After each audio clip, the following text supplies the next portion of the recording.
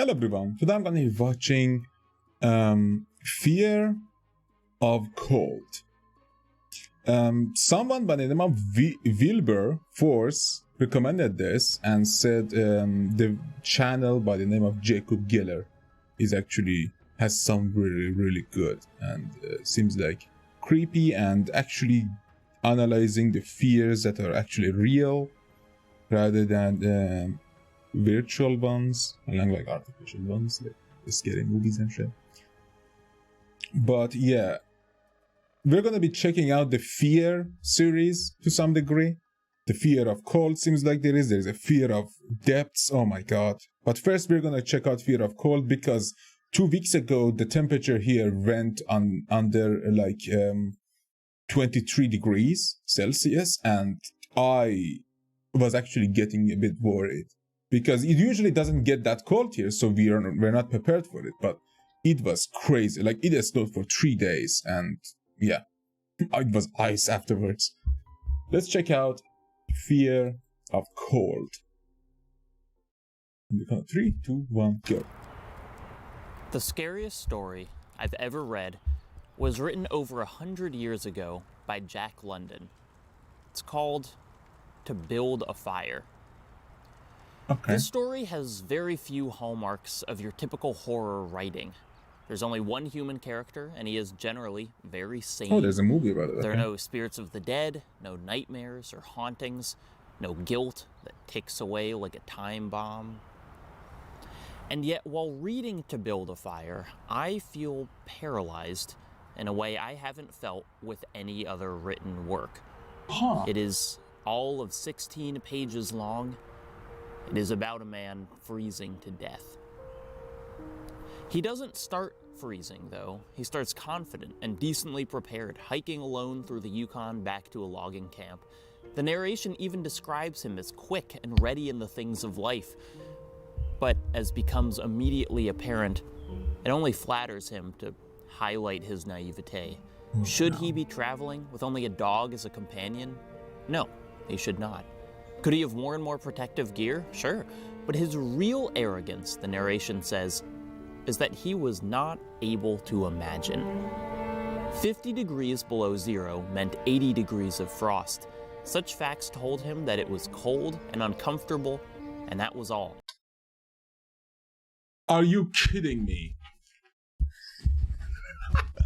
Okay, hopefully this is in Celsius. Or it's in Fahrenheit. Because that is crazy. And I'm pretty sure there are places like Canada, places in Alaska, that shit gets cold, like negative 50 in Celsius or something like that. But again, yeah, that is cold. That is like cold that you don't want to get out cold. That's the cold that if you move from this place to go buy some cigarettes at the supermarket, your mustache and your beard is gonna be filled with watery, like, what do you call those? Like little shit butters. And then those freeze, and then you have to clear it out, or else you're gonna fucking freeze. Your face is gonna get, like, painless, and you're not gonna even feel your fingers anymore. Fuck. It did not lead him to consider his weaknesses as a creature affected by temperature, nor did he think about man's general weakness, able to live only within narrow limits of heat and cold. Most of us, in our day-to-day lives, live within this narrow spectrum of heat and cold, and do so relatively thoughtlessly. Although we may not enjoy being cold, although we may build our houses and societies to avoid it, true phregophobia or cryophobia, fear of the cold, isn't a common one. Maybe it's because the cold feels predictable, kept in check by a calendar. Maybe it's because we can always bundle up, just keep putting on layers. 2 weeks ago it wasn't. Maybe it's because, unlike spiders, or the dark, or an unexpected noise at night, few of us have really experienced the cold. Few of us have seen how ruthlessly it will break body and mind and spirit. The cold magnifies our flaws, reveals our every imperfection. Cold What is this? Is this Alone in the Dark?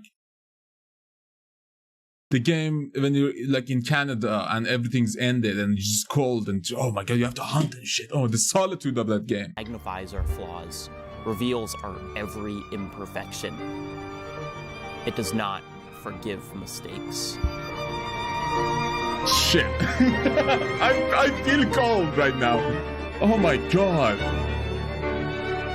Thank you, Jacob. That is brilliant.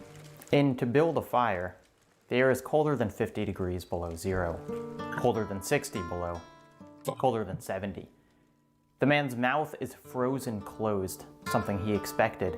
The tobacco juice from the chew in his cheek forms a long yellow icicle from his lips. He feels his nose begin to freeze, although this doesn't bother him too much. Many short stories, particularly horror ones, are made by their twist endings. It's not until the twist, the last paragraph, or even the last sentence that we truly understand what's going on. That's not the case in To Build a Fire. We know almost as soon as it starts that this man is going to die. The paralyzing magnetism of the story comes from finding out where exactly it becomes inevitable. Probably the answer is before the day even started. There was no way this man was ever going to survive a hike across the Yukon in 100 degrees of frost. Fuck. But the arc of the story isn't a simple linear freeze. It's a horrible series of dominoes that fall one after the other. The first domino, probably, is the man plunging his leg into an icy pool just below a frozen riverbed. He had been carefully walking along this creek. He had looked for signs of hidden water. It didn't matter. But a frozen leg is only a death sentence if one can't build a fire. Yeah. And the man can. He sits down with his frozen leg and patiently builds it the way you need to build a fire, growing slowly from scraps of bark and dry grass to full-size sticks.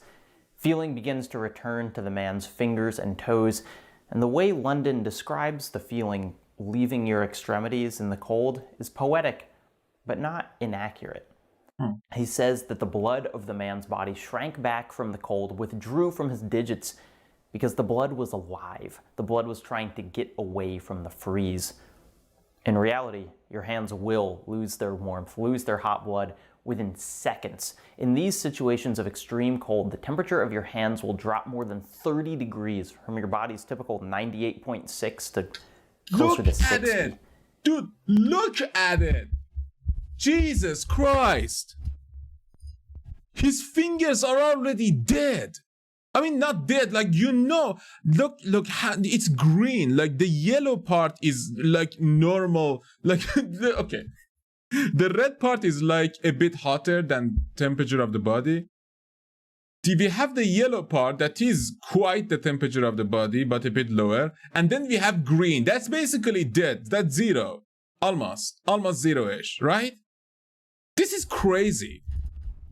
But yeah, in that temperature, you basically die immediately, don't you? Especially if you're like wet. Fuck.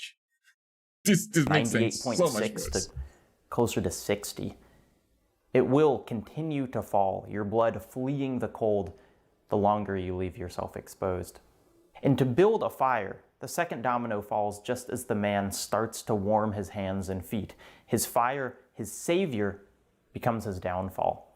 The heat from the flames rises into the branches of the tree above him. The tree warms just enough that the snow slips off its branches, falling to the forest floor. It falls directly on the fragile collection of kindling, smothering the flames instantly. No. The fire, his lifeline, is out. This is the first time in the story where the man realizes how dire a situation he's really in. London writes that the fire being snuffed out was like hearing his own judgment of death. But he continues to fight. He can build another fire, this time not under a tree. He gathers more dry grass and sticks, although he has trouble closing his fingers around them. Oh my god! He has more bark to use for kindling in his pocket, although he can no longer feel it. The dominoes are falling faster now. He tries to hold the box of matches, but his deadened fingers drop it into the snow. He tries again and again to pick it up, but he can't. In a last-ditch effort, he spills everything left in the box, and against all odds manages to strike them all at once. 70 matches blaze to life in his hands. He refuses to let them go, even when he can faintly feel them burning the flesh on his hands. In his desperation, he succeeds. He manages to light another fire for almost 30 seconds, until he attempts to readjust the pile, and his hands, shaking uncontrollably, scatter the burning twigs across the snow. It's all over by this point, and yet it keeps going. The man thinks that if he could kill the dog, his only companion, he could warm his hands in its body and build another fire. But he doesn't have the strength. He somehow finds the energy to run, and he does blindly what feels like miles, but was likely less than 100 feet. He feels strangely warm, and pictures himself among the men that one day may find his body. He falls asleep.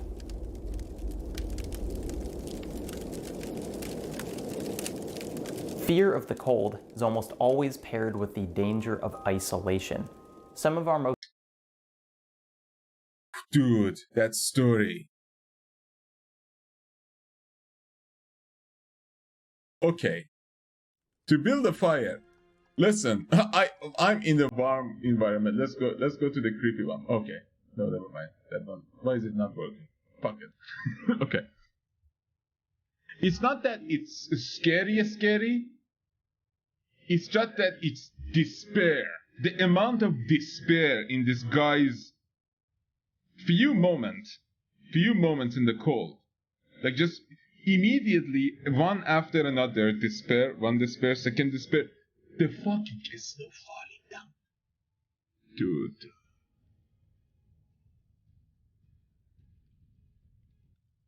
I can't even imagine that.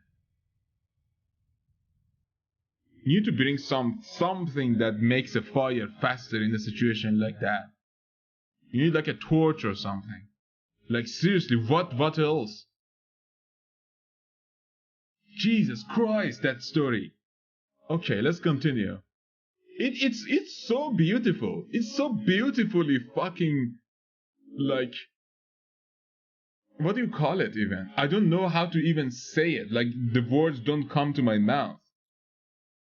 Like, it's a beautiful gesture of human despair against the cold. When you basically give in. And you feel the warmth of the people who are going to find your corpse as your last breath gets out. As your last, like, the last of your body heat basically escapes you and you die. That is terrifyingly beautiful. It is beautiful, to be honest. It is really beautiful. Most famous horror fiction entombs its characters in a near impenetrable blanket of frost, the cold acting as a barrier between them and safety. In The Shining, for instance, Jack Torrance and his family go to live at the Overlook Hotel during the winter, intending to do some upkeep on the premises and enjoy the weather-enforced family time. But as the cold closes in, the snow walling off the hotel from the rest of the world, the winter season of the Overlook Hotel instead externalizes the danger of the story. Threatened by the increasingly deranged Jack, Wendy and Danny are unable to reach out, unable to escape. They are trapped by the cold, just as they're trapped by Jack's abuse. Within The Shining, there's also the unspoken notion that nothing, not the people, nor even the hotel itself, is designed for this kind of cold. Jack was hired as a caretaker because the Overlook cannot survive the season by itself. Faced with the unrelenting cold of the Rocky Mountains, the infrastructure would simply crumble. The brutal winter environment adds to the feeling that everything here somehow stands against nature. At the end of the book, the Overlook Hotel loses the battle. The furnace exploded, shattering the basements.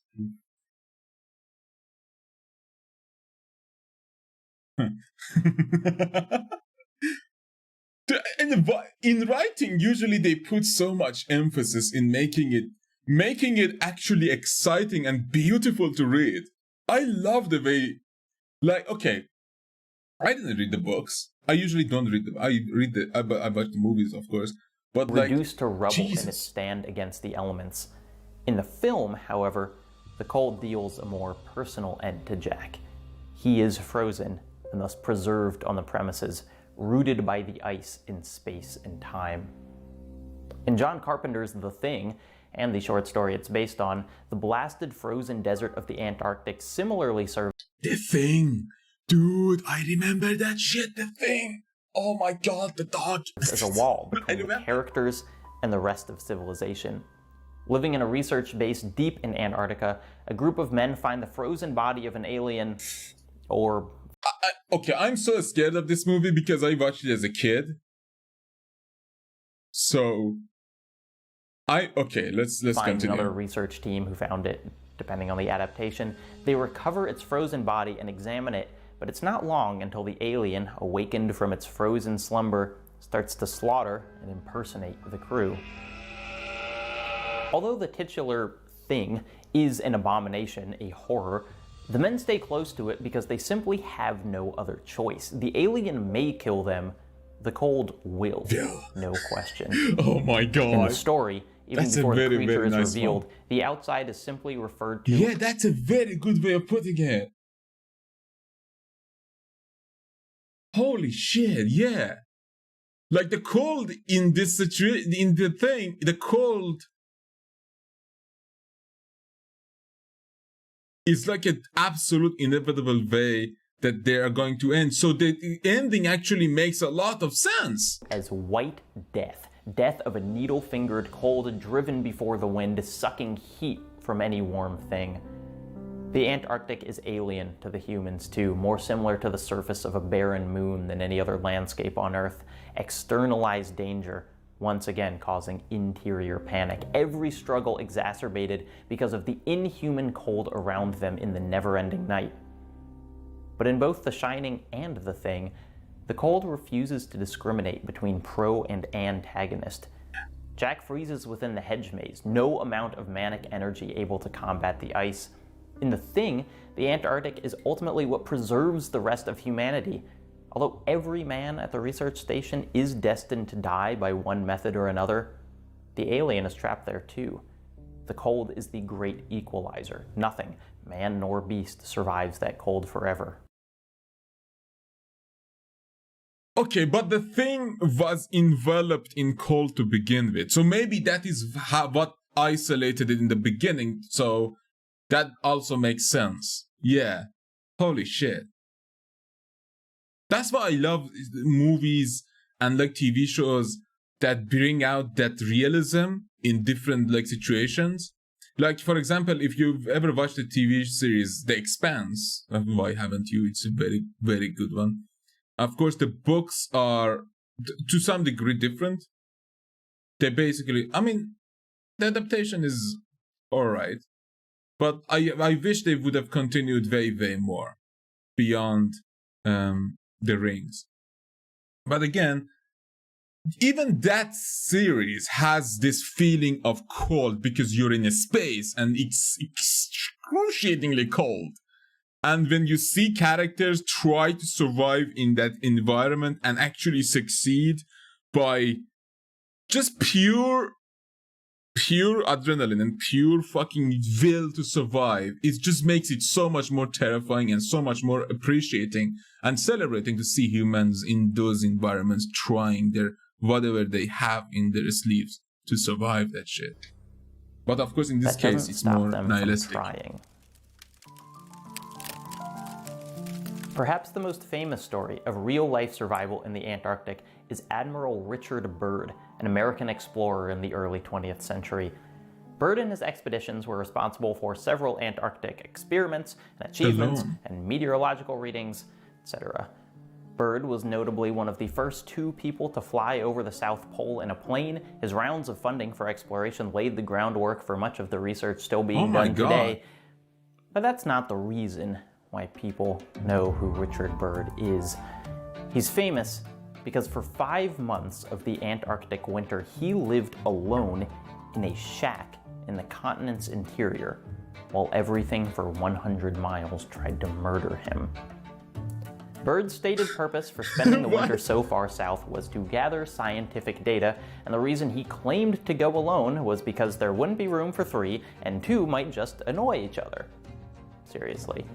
But that's dumb, but maybe he needed the space for resources. Alone, his memoir of the expedition, the streak of pride that runs through the whole thing is undeniable. Oh, God. Bird is a man who understands the value of big, capital letter accomplishments. He'd probably be frustrated that I had to qualify that he was one of 2 people to fly over the South Pole. And so, for reasons explicit and unstated, purposes scientific and aspirational, Bird and his team essentially buried a shack in the ice, carved a couple channels for food and other supplies, and then his team left, and Bird remained.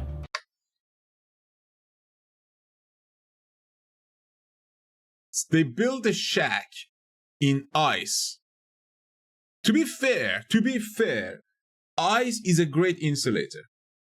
It insulates the heat. Only if you have a decent device that can generate required heat with a decent source of energy that is not going to freeze or malfunction during your expedition. So this is a very, very long-fetched idea. The first part of Bird's stay in the cold goes shockingly well.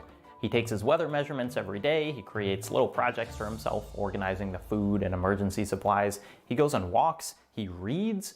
Ooh. It's never easy. It's always living in a fundamentally inhospitable environment. But things go about as well as he hoped they would. Okay. However, he knows this accord with the elements is a tenuous one. Ooh. In his memoir, he writes, "Relax once in the polar regions, and the artificial wall of security which you have so painstakingly erected about yourself may give way without warning." Ooh. I don't think Bird would ever say he relaxed, and yet his artificial walls did indeed begin to crumble. Perhaps the single most dramatic instance was during what was supposed to be a routine wind speed reading. He opens the door to his shack and steps into a blizzard, a solid wall of snow, white death. He writes that millions of tiny pellets exploded in my eyes, stinging like BB shot. He writes that in the senseless explosion of sound, you are reduced to a crawling thing on the margin of a disintegrating world. Nothing will so quickly isolate a man. Or glasses and gloves, maybe. Like, that's why people wear masks when they go on snow.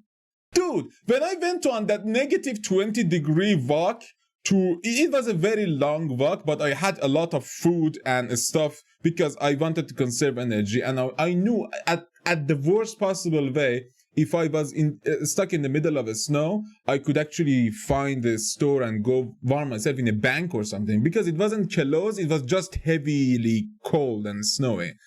So, but in this case, if you're on an expedition in the fucking Arctic, you need that shit. You need masks and double glasses and gloves and like triple layer. I had triple layer coats, and like I had this. I had a had a pants that was made out of a camel skin, so it was extremely warm. So this is bullshit. Why do people do this? He steps out into the blizzard, and the gale scrambles his sense of surroundings, and in an instant, the door back into the shack freezes shut. There's another man who lived alone in the cold, slightly less famous than Richard Byrd, slightly more bizarre. Christopher Knight lived as a hermit in the woods of northern Maine without permanent shelter and almost completely isolated from other people for 27 years. He stayed in a camp built in a near-invisible clearing between rocks and the forest. He stole from nearby houses. He lived there for almost 3 decades and only spoke to another person once. A startled, "Aye," as he encountered an unexpected hiker. Knight was so determined to be alone and so paranoid of his camp being found that he never lit a fire. Not once. He survived 27 winters of Maine outside without heat, with scavenged camp materials and a single... Without heat is a big, big word. Your clothing can provide so much heat. I'm telling you. Like a decent 3 layers of decent coats can basically, you can just stand in snow in negative, like not negative 80 or shit like that. That is stupid levels. Like negative 20, like normal city weathers usually. So, and the sun, like sun hits double when it's snowing. And I mean, you're gonna go blind, but again, the sun helps. And you can take shelter. Not getting enough cold into your face or like snow into your ears and hair or whatever you have. Like not losing heat is actually gaining lost heat, right? It's basically, if you take shelter and not take that much of a snow to face and shit, yeah, you're gonna get heat. You're gonna not get cold, so that's gaining heat. So basically, saying no heat is a wrong way of saying it. Find a determination not to die. Winters in Maine, though not Antarctic cold, can drop to negative 40 degrees and below, and yet somehow, Knight's strategy for survival relied almost exclusively on determination. Far from hibernating, he feared that the winters were so cold, the chill so brutal, that if he was asleep during the coldest hours, he may never wake up. Instead, during the harshest freezes, Knight forced himself awake at 2 a.m. and paced around his camp for hours, pacing until daybreak. Sleep was the enemy. Relaxation was the enemy. Ooh, that's if he let himself interesting. submit to the cold, he'd be lost. That's really fucking good. But you slightly will go crazy if your sleep schedule is not in the morning, so you don't get your sleep, the rest of the sleep in the morning. So that's good. Moving around and checking stuff out in the night, because the cold makes movements. It's better than dying in your slumber. To be fair, that's a very smart idea, though. If you Richard have Byrd no other choice. didn't die when the door to his shack froze shut. He remembered a shovel that he left outside, managed to brace himself against his ventilation, but with the cold, he'd be lost. Richard Byrd didn't die when the door to his shack froze shut. He remembered a shovel that he left outside, managed to brace himself against his ventilation pipes, wedged the handle under the grip of the door, and strained until it popped open. Collapsing inside, he reflected that there were actually harder ways to die than freezing to death. A couple more minutes out in the cold, and his senses would have given way to a lush numbness.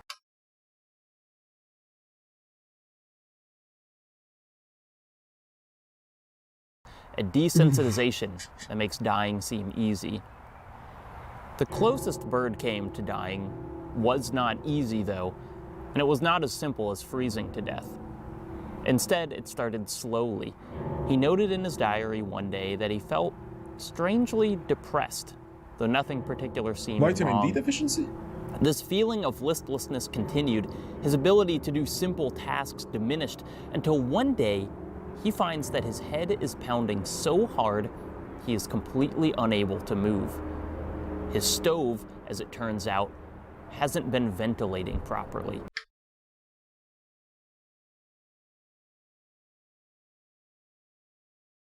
Oh my god, monoxide poisoning! Carbon monoxide from the burning fuel has been filling the shack with a slow stream of poison, gradually robbing Byrd of all of his faculties. And so now, in the Antarctic winter, he faces an impossible choice. Continue suffering from the poison that leaves him more bedridden every day, or turn off the stove, the thing that was poisoning him.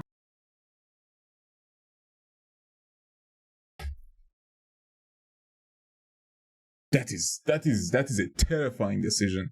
Oh my god. That, I don't know, man. The only source of heat in his world. I would not do that. I would turn off the stove if I could start it again without any hassle. But again, if you'd sleep, if the shack was big enough, and if he sleeps on the lowest part of the shack, he will have enough oxygen to go through a month. But again, if the stone doesn't calm down and he can't ventilate and get some small amount of oxygen in, it's gonna be death, literally death. When Christopher Knight, the hermit, was as close to death as he ever came, months into a particularly brutal winter, he says he saw a literal Lady Death, a cloaked woman who appeared in his camp. He was out of food, out of propane. He was freezing to death in his bed. He recognizes now that Lady Death was probably a hallucination, probably some fevered vision, but he isn't entirely sure. Like, he was alone for a very long time, because we're talking about the hermit, the bald dude who looks fucking insane. I mean, the hallucination makes a lot of sense. God knows how many mushrooms or like weird frogs he licked in that trunk. Come on. That dude fucking knows his shit. In his darker moments, he says that he still thinks about walking into the woods, sitting down in the cold, and letting Lady Death take him. While Bird lay unable to move in his shack in the Antarctic, he measured the cold by how far the frost crept up the walls. The temperature sank impossibly, 70 below outside his shack. His single room was engulfed by ice. I lived 1,000 years, he wrote, and all of them were agonizing. Oh my god. That is like biblical shit. Like, that sounds like hell.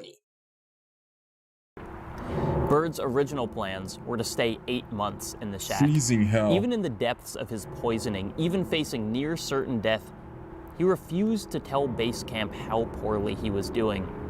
Like the entire expedition, this was caused by a mix of practicality and pride. He feared that those who tried to reach him would perish on the way. His vanity would not allow himself to admit just how dire things had become. Fortunately for him, however, the men he was corresponding with noticed the steady decline of his Morse code. After 4 months, it was nearly unintelligible.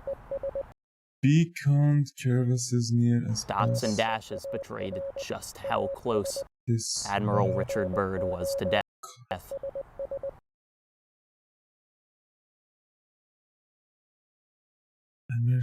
July 26th.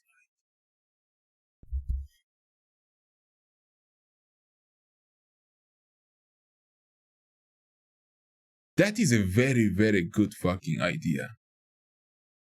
For a story, or like a movie, or a game. Like, okay, I don't know, have you played the game Untold Stories? I know the stories are connected, but again, at some point you are like an operator at a weather like tower, doing like investigating weird anomalies and aliens and weird shit, and this basically gives me a very good story like that. By just imagine the people who got this, tried to decipher it, and then it became so illegible, like unreadable and uncomprehendable, that they needed to go fucking. After 5 months, he was rescued. Thank God. Both men almost died in their self-imposed deep freeze. Both very nearly lost themselves to that white death. And yet, in that time, both undeniably also experienced something close to euphoria. Richard Byrd writes rapturously about the spectacle of the aurora, its undulating serpentine folds, what he feels as its implicit storytelling. I love those. The Northern Lights are so beautiful, though. As deadly as that place is, fuck, that's so gorgeous. Serpentine folds, what he feels as its implicit storytelling. He pictures the light shows in the dark Antarctic night as somehow a representation of good versus evil. There are stretches of time when he feels the cosmos are telling him what it means to be alive. He says that these shows left him with the tingling feeling that I had witnessed a scene denied to all other men. For Christopher Knight, a man who sought isolation to a more extreme extent than almost anyone else, the deep freeze of winter offered the complete opposite. A sort of divine pause, the only time of the year when everything stopped. No sounds of humans, animals, or even the rustling of the leaves. After he was That is dedication to solitude. 27 years and one high to one person. That is like a post-apocalyptic scenario level of just absolute solitude. And like in his case, it's like it is solitude that he accepts and he like follows and pursues himself. Imagine if you were like in solitude without any kind of like what do you call it, agency, like what happened to Daniel. Was it Daniel? Fuck, it will make you crazy, doesn't it? It will make you fucking crazy. And like I'm usually alone, but when I talk to you guys or when I go outside and buy stuff from, like, because the supermarkets here know me, like the vegetable stores, like the meat stores, all the people, and we are neighbors, and of course I have friends, but usually they move out of the city and to other countries and stuff like that. So it gets difficult. But again, solitude, like fully acknowledged and known solitude that you pursue yourself, that is something that is quite bizarre to me, but I understand the appeal of it. Just absolute silence in nature. everything stopped, no sounds of humans, animals, or even the rustling of the leaves. After he was forcibly removed from his forest hideout, it seemed that the memory of winters lost bore heaviest on him. What I miss most in the woods, Knight said, is somewhere in between quiet and solitude. What I miss most is stillness. You just need to fast travel there, man. Cold can be an individual antagonist, needle-fingered, intimate, but just as often it serves as a society-level threat. Rare are the people who choose to go out into a freeze unsheltered. Much more often, the cold comes to us. You don't have to think back far for an example of this. In 2021, a series of disastrous winter storms hit the US, and many areas saw huge numbers of people lose power. I remember Texas, people were saying that they had no power, they had no gas. Everything basically died for 2 days because the cold was so unpredictably like low. And I heard about this from RT podcast, Rooster Teeth, and that's basically how I learned about it. I had no idea. Most infamously of all, had an almost complete breakdown of its electrical grid during its coldest period in living memory. But it was not, as a point of fact, unprecedented. 10 years earlier, a series of blizzards caused a series of similar rolling blackouts across the state. Recommendations made by experts on how to properly winterize and avoid further catastrophes were subsequently ignored by the state's leaders. Winter storm blackouts purged Texas in 2011. 2 recommendations made afterward went unenforced. Well, then you basically get what you deserve. If that's the shit that people, not the people, like actually the people in charge. And then a decade later, it happened again. Now, to someone who lives further north, the temperature during Texas's freeze may not seem that cold. It almost never dipped below 0. The absolute chilliest days wouldn't be anything unusual in Minnesota or Maine. But of course, the ability to withstand cold on a societal level has little to do with individual toughness. And the Okay. It's some stuff that happened a while back. I heard that Europe is having gas, like low pressure gas issues. That shit happened 2 weeks ago here too. Many of the cities at the end of the gas basically line lose their whole gas. So basically they had no heating other than electricity, and most people here don't have electricity.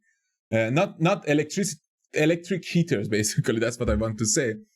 So it gets so much worse when you rely on something like gas alone, and basically in the cold, pressure of gas goes down, and at the end of the line, the pipe line, no one basically gets any gas in it. So that's fucked up. But of course, the ability to withstand cold on a societal level has little to do with individual toughness, and the numerical temperature matters much less than the resources a place has put into withstanding it.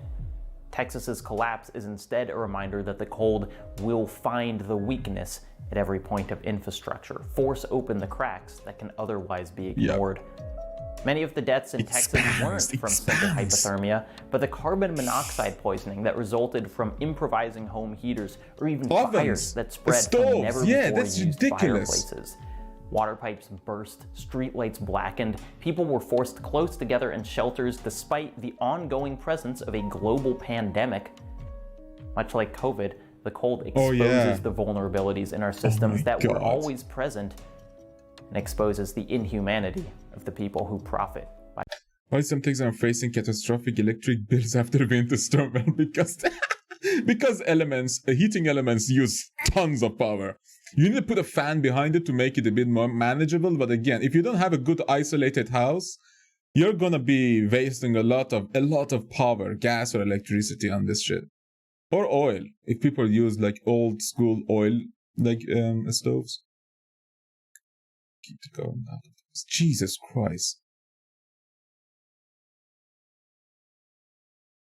Ignoring those that's vulnerabilities. dumb to think. And when I look at Texas, I don't see a freak accident, but the beginning of a trend.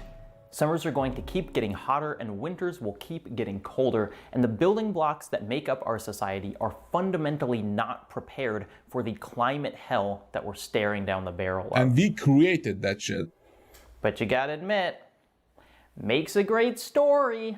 It does. It absolutely does. This is the does. basis for Bong Joon-ho's Snowpiercer, a movie set in an apocalyptic ice age brought on by climate change. I watched that. I actually watched that. Also the background quote-unquote science for The Day After Tomorrow, my personal favorite big disaster movie.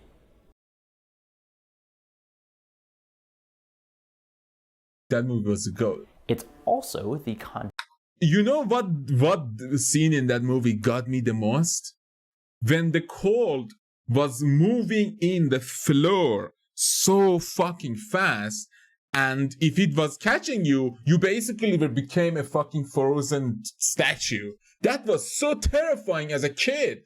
And when they started the fire, like that oven, not the oven, what do you call those, chimney fire, and that motherfucker, that dude closed the door, came near the fire, the door froze, and the cold was still moving in. And it almost like stopped and slowed down near the fire. That was so terrifying. Like, what temperature is that? Is that like that's when you get to Kelvin. No, not the Kelvin. I mean, that's too much. Negative 273. No. That's like negative 100, right? When the cold moves like a fucking monster around you. What the fuck is that shit?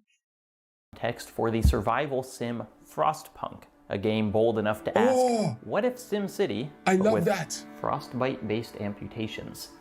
Frostpunk takes place in an alternate history 19th century in which an unexplained sudden ice age decimates most of Europe, leaving scant few wandering bands of people and even fewer coal-powered generators that maybe, if you plan things exactly right, can keep humanity alive through the plummeting temperature.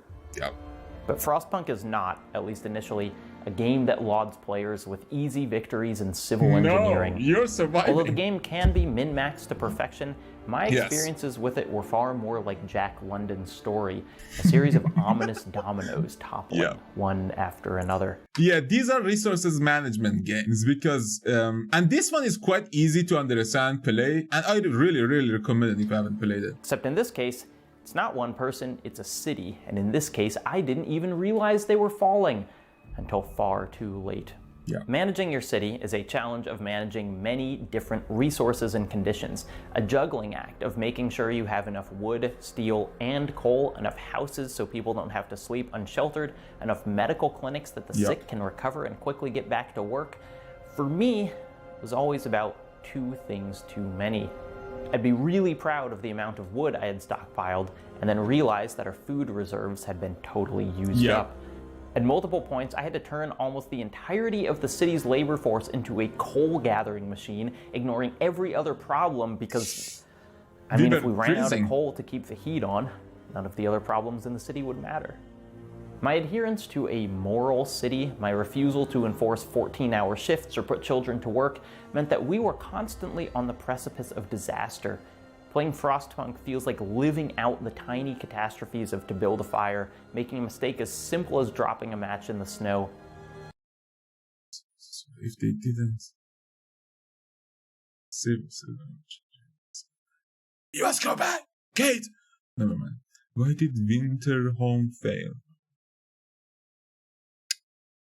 This is actually those mistakes. This reminds me of This War of Mine too. That shit has these like dialogues that basically break your heart. To hundreds. Especially when you know the characters. Early on, I had a team of explorers find a defunct coal mine. They offered me a choice. Should we salvage a modest amount of supplies from the mine now with the potential of reactivating it later?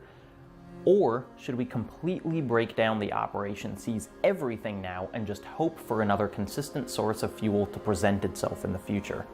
I generally pride myself on my delayed gratification, my ability to hold off on immediate rewards for a larger prize in the future, but I looked at this situation and was completely overwhelmed with the immediate gains. 200 pieces of coal, wood, and steel, and That is good though, but you don't want to do that. You need returns when you must need them, not immediate returns where you will use them for shit and you might lose and there is a huge risk. That's bullshit. Don't do that.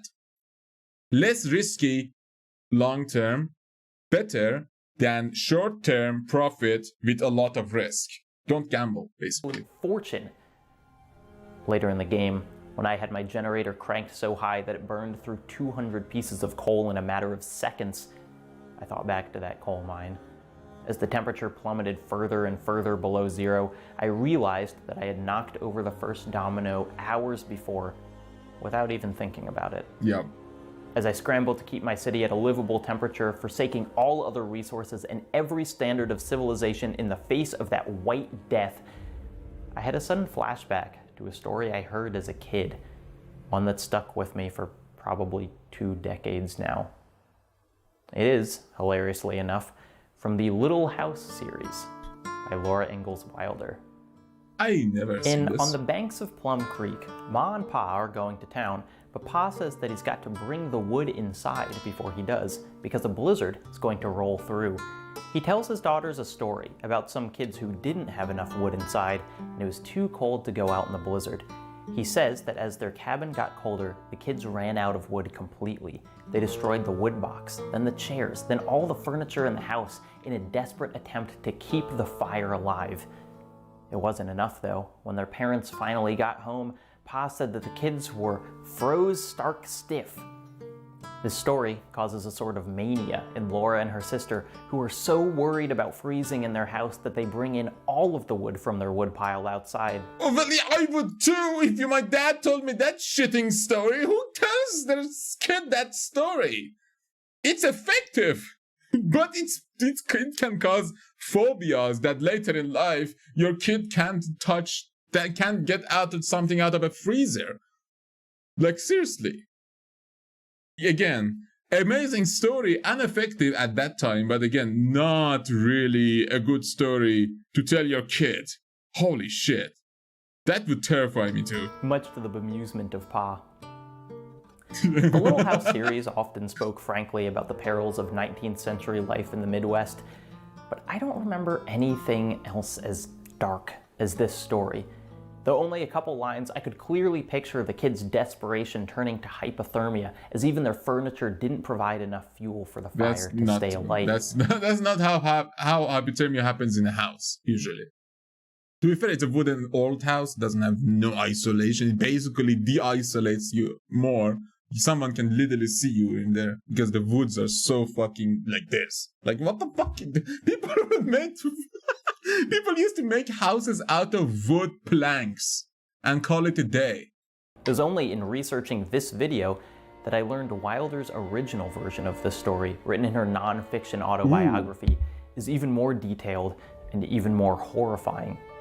The basic setup remains the same. Kids at home while the parents are kept away by a blizzard, but the simple froze stark stiff is replaced by detailed descriptions. The kids attempted to leave the house after their stovepipe collapsed. All 5 were found in a snowbank nearby. 3 were dead, frozen completely. The oldest, a 12-year-old girl, had survived and managed to keep the youngest, a baby, alive by swaddling it in her coat. Though the baby was barely chilled, the 12-year-old's limbs were frozen. Pa said that she screamed as they thawed her arms and eventually amputated a leg. The version of the story I knew, the one that stuck in my head for decades, was somehow the more child-friendly telling. I can't believe how much worse it got. Okay, yeah, I'm okay with that story, yeah. If my dad told me the other story, I would never go out of the cabin again. I would move to Africa or someplace warm. Middle East. I mean, I am in the Middle East. So hallelujah. Jesus Christ, man. Like, how would you do?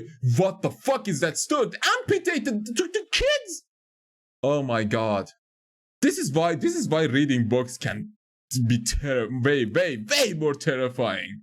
It's hardly the only time Wilder brought up the cold. In fact, it seems like the biggest threat her family ever faced. Its presence always met with a dramatic darkening of the tone in what are ostensibly children's books. In The Long Winter, one in which her whole family are snowed in for months, she wrote, "There were no more lessons. There was nothing in the world but cold and dark and work and coarse brown bread and winds blowing.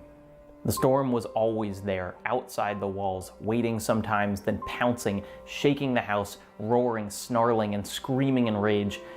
She did not ever feel awake. She felt beaten by the cold and the storms. She knew she was dull and stupid, but she could not wake up." Jesus. Okay, that is something I understand. The first sentence, the second sentence, she felt beaten by the cold. If you sleep and you like forget to turn up the heater, or like you're gonna have a sniffy nose, yeah. You're gonna have like maybe a groggly throat. You can basically clear that in seconds. Yeah, you might draw your like throat out too, so your nose is gonna be filled because you keep breathing from your mouth instead of your nose, because your nose is filled with plum. But there is something else that cold does when you exist within its like vicinity for a decent amount of time. Usually when you sleep, you're 8 hours, 7 hours out. So it basically makes your body feel beaten, feel like you worked out the day before. And because it basically closes up involuntarily, it closes up your muscles and cramps them.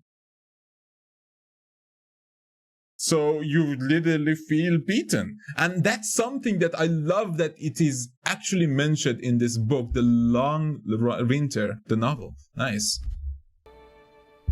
Tales of the Cold are almost always made of long, harsh periods of shelter and depression, mixed with tiny victories against the immovable force.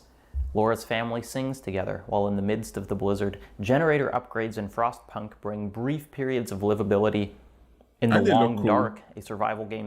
Ooh, The Long Dark is so good. It gets boring if you are like, if you're not into the type of games that you are like sandboxy and more about the environment and the hard realism of the cold. But again, it is a really good game. Apocalyptic winter, achievements are minuscule compared to other games in the genre. There's no fortress to construct in The Long Dark, farms to fully automate, or escape vehicles to build. Instead, moments of victory are sewing together a slightly warmer coat, finding a whetstone, lighting getting a fishing hook. The Long Dark is a pure survival game. Making a bow, dude, that shit's so hard. You need to find animal intestines and dry them out for making a bow. Although there are wolves and bears, it's cold and hunger that you'll be fighting for the majority of your time. The end game doesn't look so different from the beginning. Unlike most enemies in video games or antagonists in stories, there is no conquering the cold. The VR game. You can merely survive it. Yep. The cold is a bizarre force, though, because although it can obviously be deadly, it also preserves, not just in food, but in people. Most of you probably have heard of cryonics, the pseudoscientific idea that if you freeze a body now, we'll be able to resuscitate it far in the future. Although cryonics are basically impossible to prove effective with our current technology, which I guess is the point, cases of survival in impossible cold are not. Far from our popular sayings related to the temperature of death, cold, dead hands, and the like, medical wisdom related to the... How the new science of freezing can save your life. Okay, oh my god, am I thinking right? There was an episode of House MD when they froze some dude to lower his disease's progression. Maybe that can be used for cancer. Temperature of death, cold, dead hands, and the like. Medical wisdom actually goes in the reverse direction. You're not dead until you're warm and dead. Cardiac arrest generally means death in less than 30 minutes, but if you're frozen, that time can be multiplied.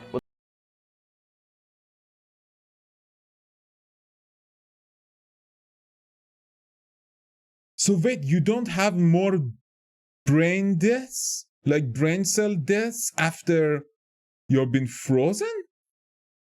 That will make sense, right? The living organism can survive longer in the cold, it seems like, based on what this says. Successful resuscitations after hours.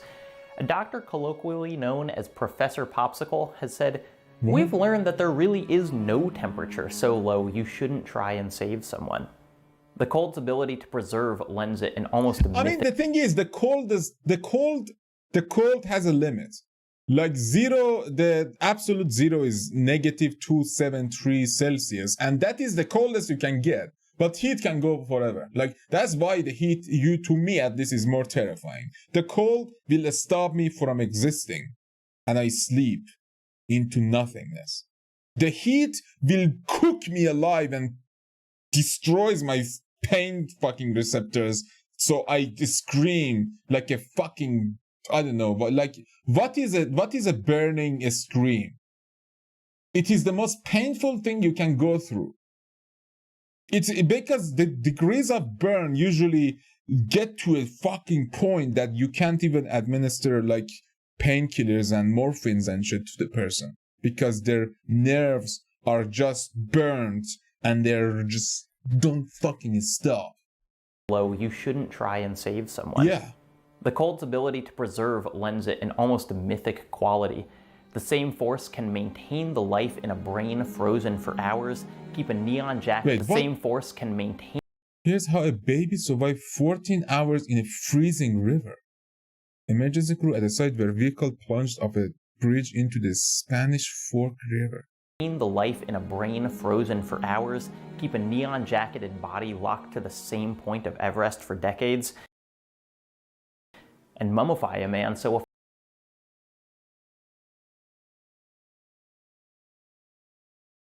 What?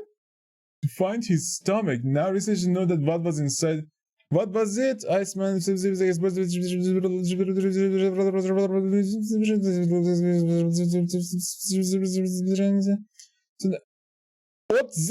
Otzi Frozen. Scoring. What the fuck? Scoring Otzi Frozen shivered from. Okay, what the fuck did he eat? Oh. Ew.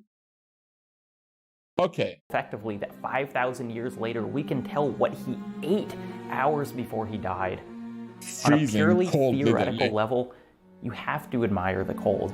It is so straightforward, so ruthlessly efficient at what it does. Freezing stuff in place. It is, of course, harder to appreciate when you're experiencing it. My favorite gross out story of the cold, one so absurd I have to include it, is from Howard Somervell, a mountaineer in the early 20th century. Somervell was on one of the earlier attempts to summit Everest, but as the team climbed higher and higher up the mountain, he found himself seized with coughing fits. Somervell eventually coughed. Oh no, that's dry. That's dry lungs.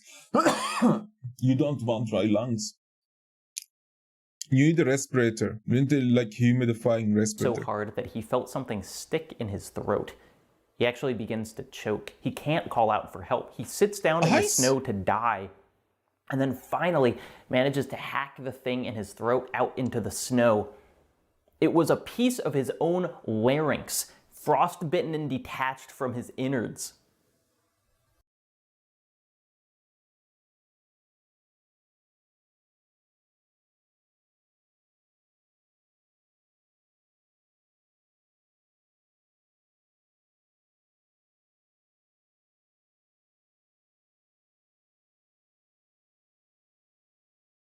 Okay, I was just imagining, what did I just hear?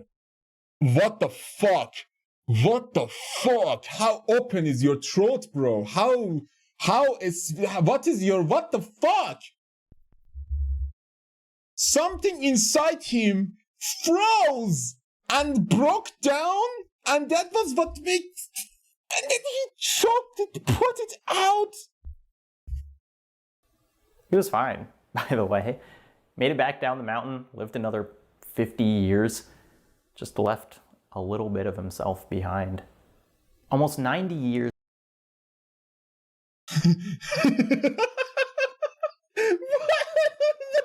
That is the most badass, most stupid, gross, yet most amazing story I ever heard.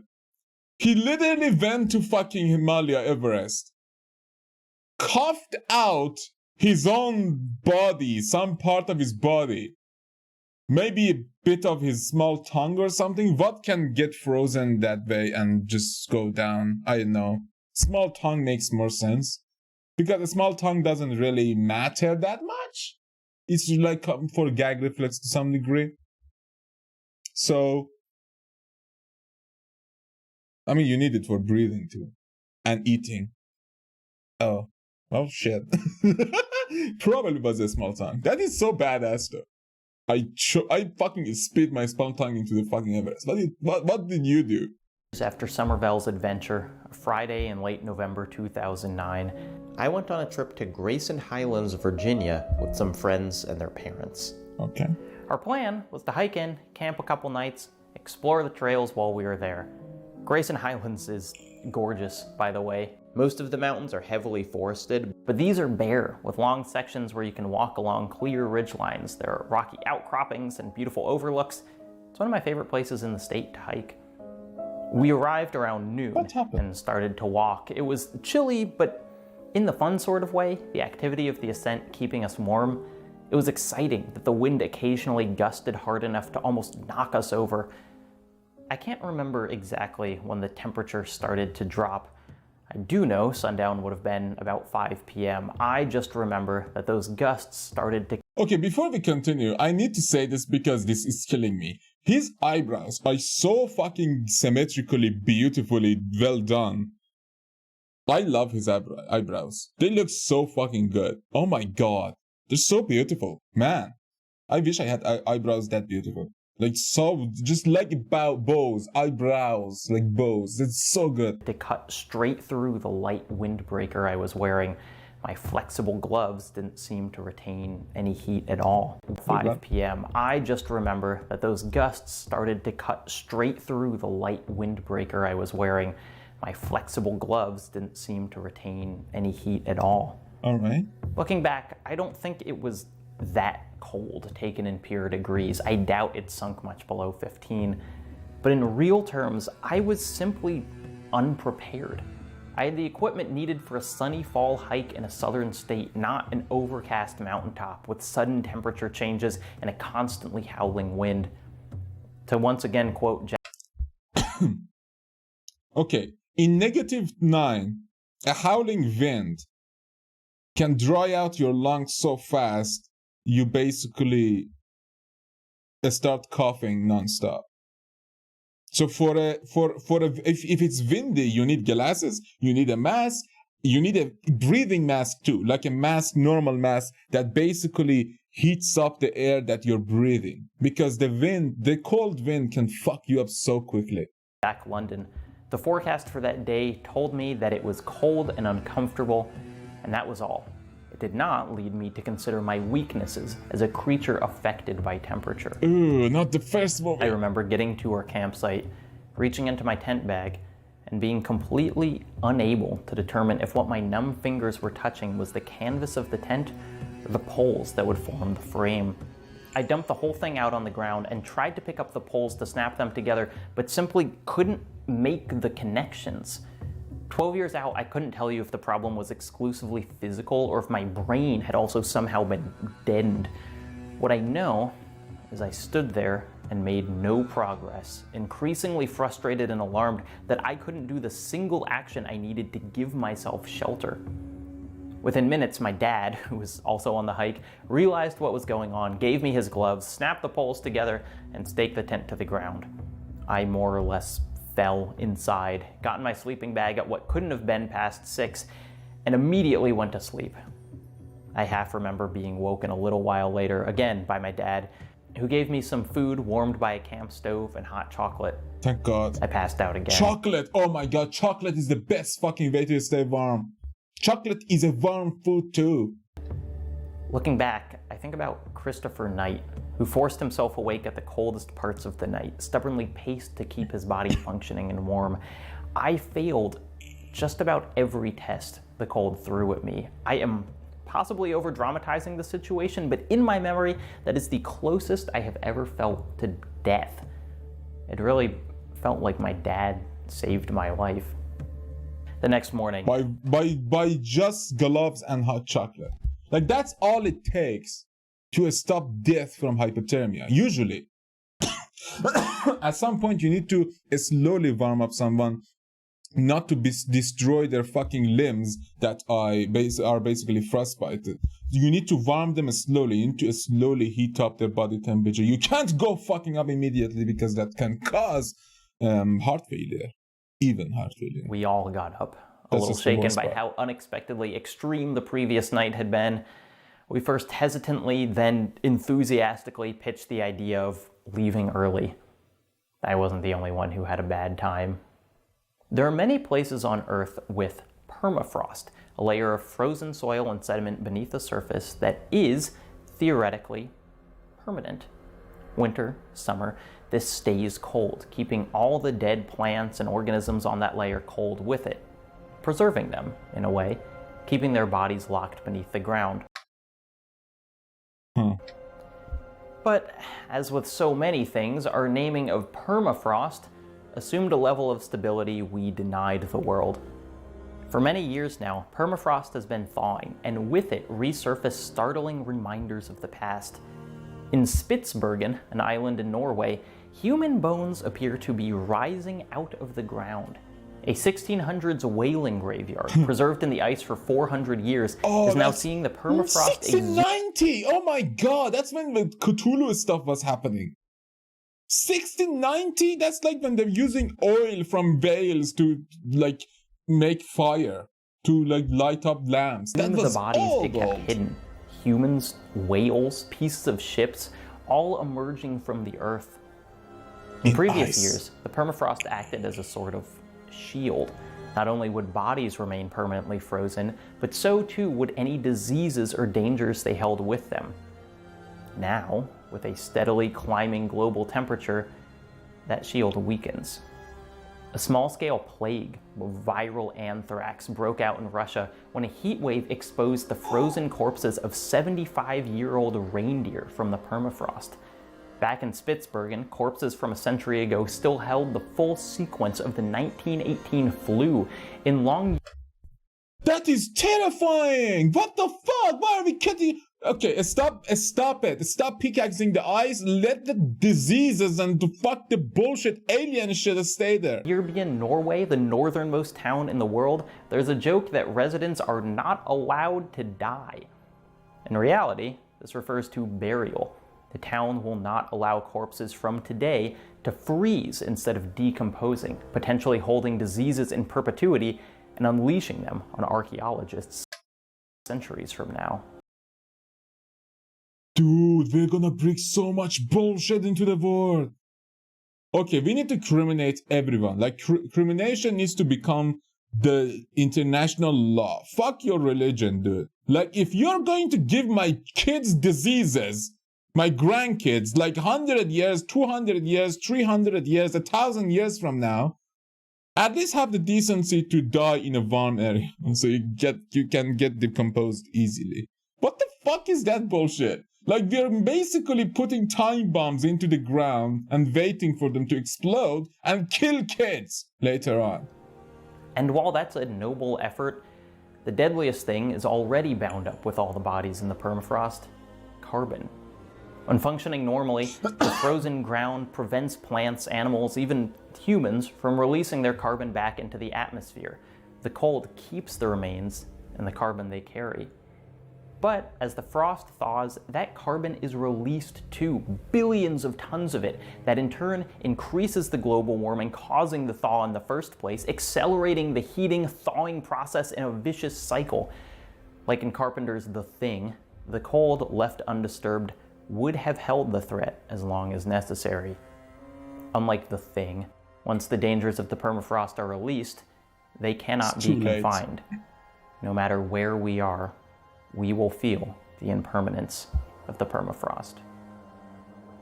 Permafrost's like ability seems like a sleeper agent who is like against and is going to destroy us by nature. Literally, Earth detected a virus, a parasite, humans, and is trying to repel them as much as possible. But we're not going to take the hint. We're gonna just say, they got some fucking eyes. Let's see what's inside. For the gram. Like, what the fuck are we doing? Why are we doing that? If it's predicted that it can release bullshit, and Earth is doing it too, but why should we like accelerate the process? So I don't know, man. I don't know. Humans are ridiculous sometimes. Oh, don't let it go down. Oh, nice! It's little surprise that the coldest naturally occurring temperature on Earth was recorded in Antarctica. It's either 128 or 135 below, depending on if you want ground level or satellite measurements. In any case, the continent fulfills its promise as the end of nowhere, an inferno of ice, the Earth's underworld. Point Barrow. The coldest naturally occurring place in space, as far as we know, is the Boomerang Nebula. It's part of the constellation Centaurus. It's about 5,000 light years away, and thanks to the expelling of ultra-cold gas from a dying star, maintains a temperature of about 1 degree Kelvin, or 1 degree above absolute zero. Finally, he brought out Kelvin. I didn't learn Kelvin for nothing. That's about negative 459 degrees Fahrenheit. This is less than Add one half temperature to of that. the temperature of the vacuum of space in general, which holds a little higher than 2 degrees Kelvin. What? Wait. Thanks to vacuum of space in general, which holds a little higher than 2 degrees Kelvin, thanks to background radiation from the Big Bang. But the absolute coldest place in the universe, as far as we know, the coldest temperature anywhere has ever been, ever, is Jake Paul's heart, isn't it? No, is back on Earth. In labs across the world for the past century, scientists have pushed temperatures lower. 1 Kelvin may be the lowest temperature in space, but we continue to go colder, far, far below 1, within thousandths and millionths of a degree of absolute zero.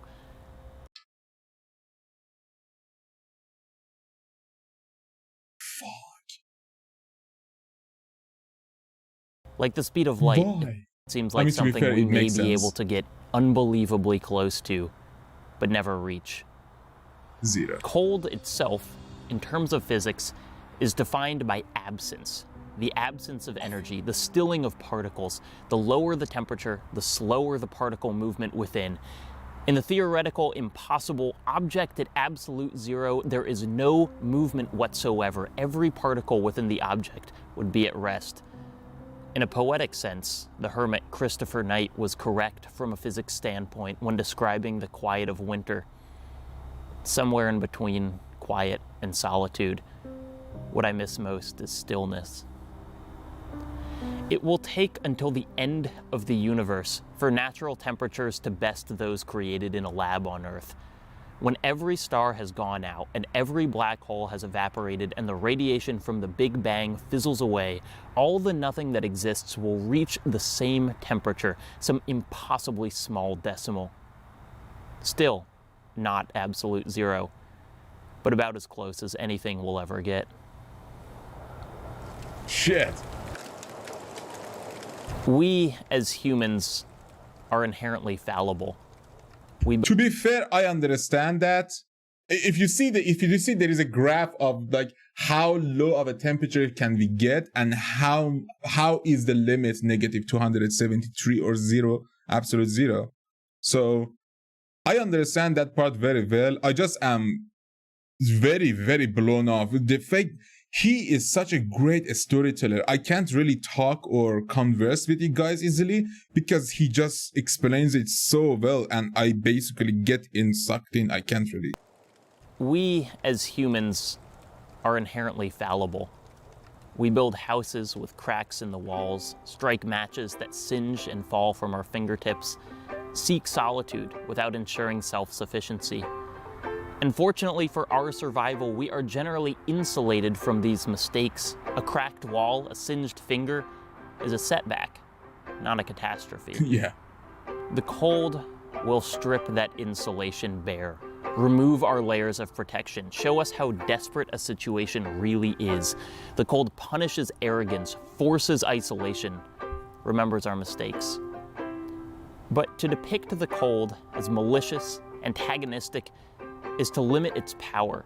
No. The cold is not an anthropocentric force. It doesn't care one way or another about its effect on us. It was present before anything existed. It will remain after everything is done. That is so true. There are strange things done in midnight sun by the man. This was brilliant. This was really, really good. Dad, that's awesome. Seth Boyle.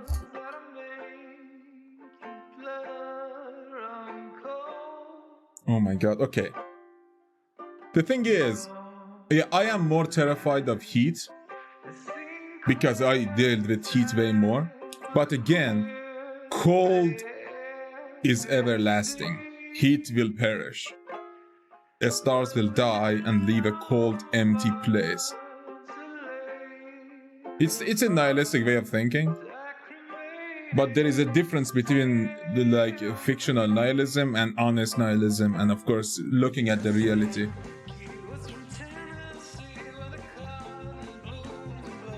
Oh bro, this is country. I love country. Play that one, Joe.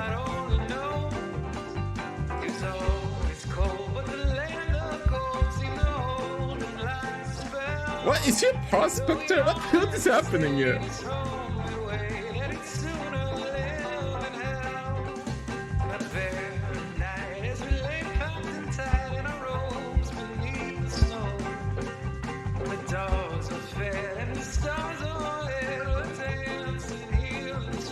Oh, this is so good.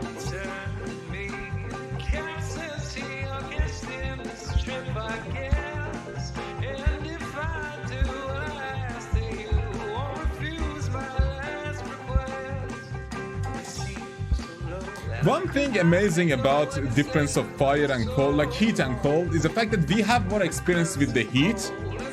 And to be honest, we use heat way more than we use cold. In the expectancy of human life, I'm talking about, as the moment we were existed, we started using fire way more than any kind of cooling technology. But again, at some point when we learned them, we started using them for our own prosperities. And understanding and using it for science, using it for food storage and stuff like that. But again, just like cold, heat can be dangerous, and just like heat, cold can be like useful. So it is just like the balance. You need to keep the balance. You need to be able to use. Humans are always like designed to seek balance. Laws of nature do the same thing.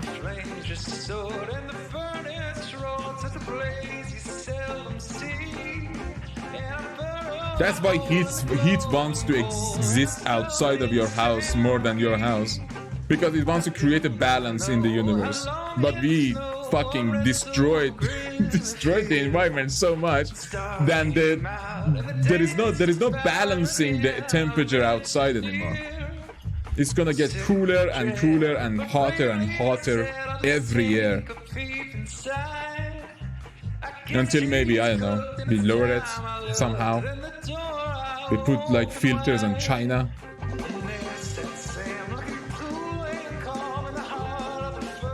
We need to isolate China's air.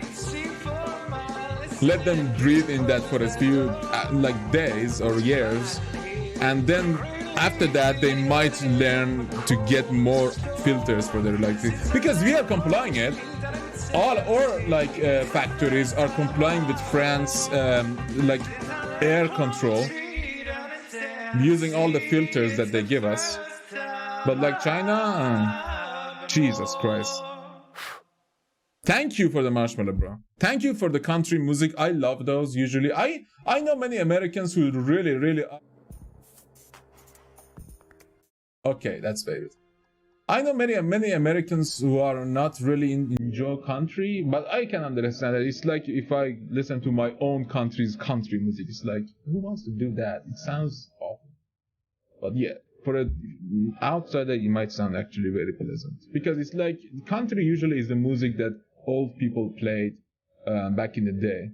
But yeah, this was Fear of Cold by Jacob Geller, by the suggestion of Wilberforce. But yeah, thank you for recommending this. It was actually a very good experience. It was scary, it was terrifying, it gave me the full knowledge of some stuff that I might want to read and rewatch. And man, thanks for watching. See you all later.